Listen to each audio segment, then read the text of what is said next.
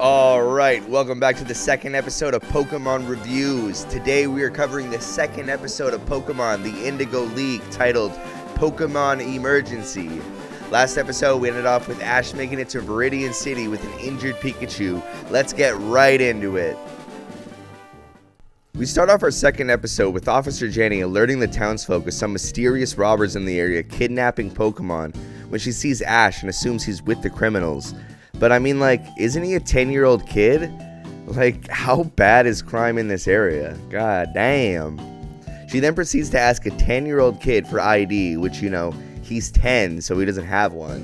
But then she notices his Pokedex in his pocket, and it turns out it works as his ID. Well, I'll be then, I guess.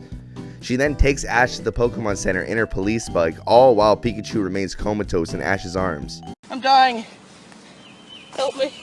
Damn, Misty's really been getting the crap end of the stick here. She really chased him, scooping up the busted bike on the way, and then just carried it all the way, just to confront him. That's dedication right there. You gotta give it to her. We're finally introduced to my favorite characters as a kid, and probably still my favorite characters, Jessie, James, and Meowth of Team Rocket, a criminal organization hell-bent on stealing Pokemon. They removed their wanted poster with a fishing line from a hot air balloon like it's Dude Perfect trying to pull off a trick shot. Like there's no way this was the easiest solution. Meowth also sounds really silly. Don't forget, meow! But I don't even care because these guys are the best. Also, why does the Pokemon Center look like a giant portal to hell or something out of Dragon Ball Z or something though? I don't know. Something ain't right here.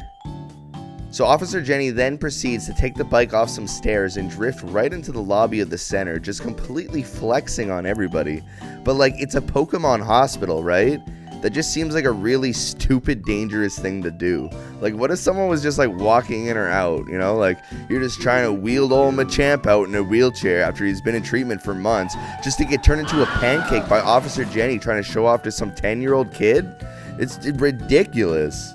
We have a driveway, you know. It's a Pokemon emergency. Okay. When you put it that way, I guess it's okay then. Oh my goodness. I left my motorcycle parked at the front desk. Next time, use the driveway. I don't know why, but this exchange made me laugh. It's pretty good.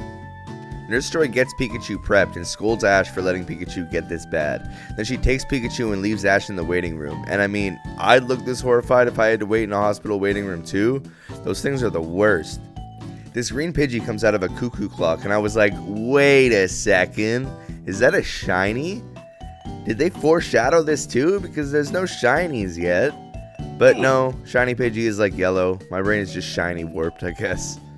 He calls his mom while he waits, and she tells him that his dad took 4 days to get to Viridian from Pallet, which is insane if you think about it.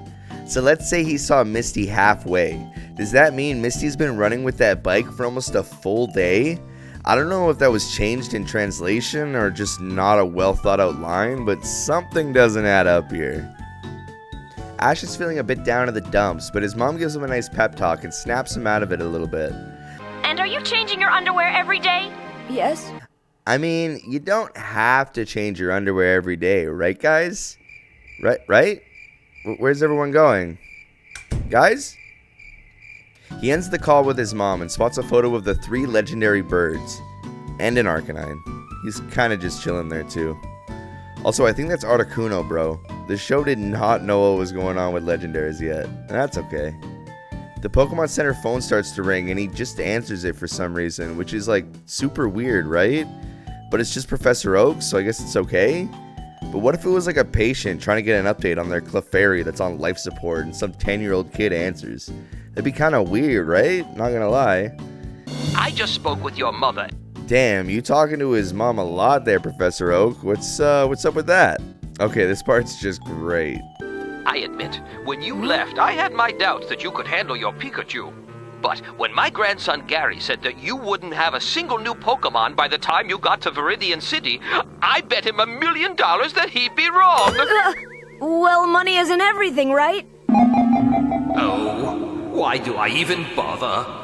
Ash then tells Oak he saw that legendary bird above him, which Oak then proceeds to tell him, yeah, and I'm the king of England, bud. Get real.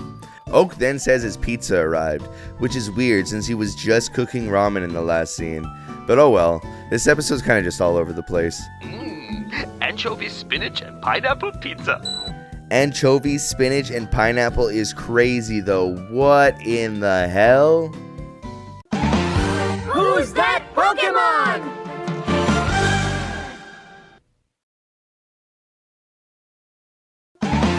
It's Harden. Oh, I mean Kakuna. Kakuna!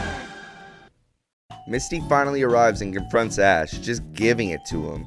He tries to say he'll make up for it, but she ain't having it. It's not until he plays the old victim card that she finally calms down. But I mean, the Pikachu is hurt, so I guess it is pretty serious. Nurse Joy finally comes out from the back with Pikachu still out, hooked up to some medieval science experiment looking thing. I would not trust it. They got video calls and all these computers and like future tech, but nah, let's just be MacGyver here and just grab a strap and a light bulb. We're good. We'll make this work, damn it. Officer Jenny comes back on the loudspeaker that's just connected to the whole town, I guess, to alert everyone of Team Rocket's arrival, who is currently flying above the Pokemon Center our main characters are in. They throw in Ekans and Coughing, who just starts messing up the place. It's kind of lame that it's just the pre-evolutions here, but I can't complain. I get it. It makes sense. We get our first Team Rocket monologue, and yes, I am not even joking when I say I cannot wait to hear that like 100 more times at least.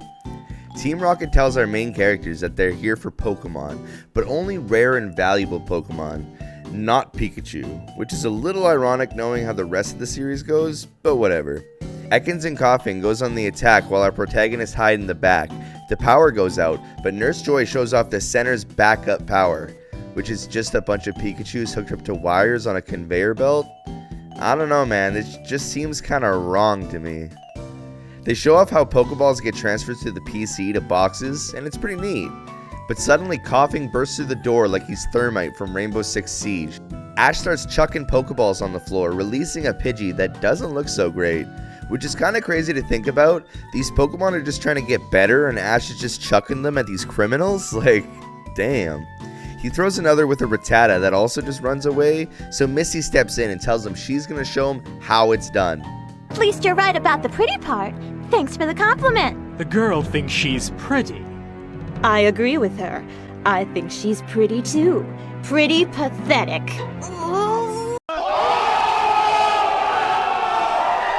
I knew that was coming from a mile away and I still burst out laughing. Damn, she got her good. Sheesh. After all that trash talk, Misty sends out a Goldeen and they just laugh at her. She probably feels like how anyone feels after finally getting a Pokeball in Smash Bros. Just to have this thing flop out and do nothing.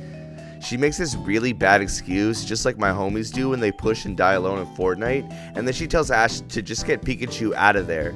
But like they straight up said earlier, they don't want Pikachu, so I don't know. If you're really listening to the script, it just kind of doesn't make sense sometimes, but you know, it's a kid's show, and it was translated at a time when animes weren't really getting dubbed a lot, so I can't really complain. It's just kind of funny.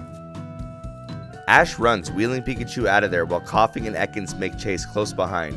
Ash smashes the gurney on the busted up bike, finally waking Pikachu up from this episode-long coma. And with two simple words, he summons an army of Pikachu to group up with him and blast our foes with a gigantic group attack. It's kind of like one of those silly summon attacks from an RPG game.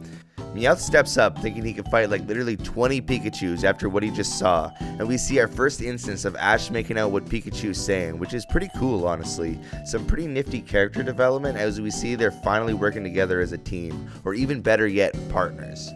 Ash jumps on the busted bike and pedals a bit to give Pikachu some extra power, and completely overkilling Team Rocket the hell out of there. That frame of Coughing getting zapped is the best. I'm gonna use the hell out of that. And with that, our heroes save the day by blowing up a hospital. The end. Team Rocket is seen hanging on a rope from their air balloon and decide Pikachu is a rare Pikachu and worth capturing. Then their air balloon pops and they fly away. Not exactly blasting off yet, but they will soon. Holy crap. So I wrote down the part about blowing up the hospital as a joke, and I was going to write just kidding because I was writing it down as I was watching it. And then this scene started, and by God, they did it. They actually did it.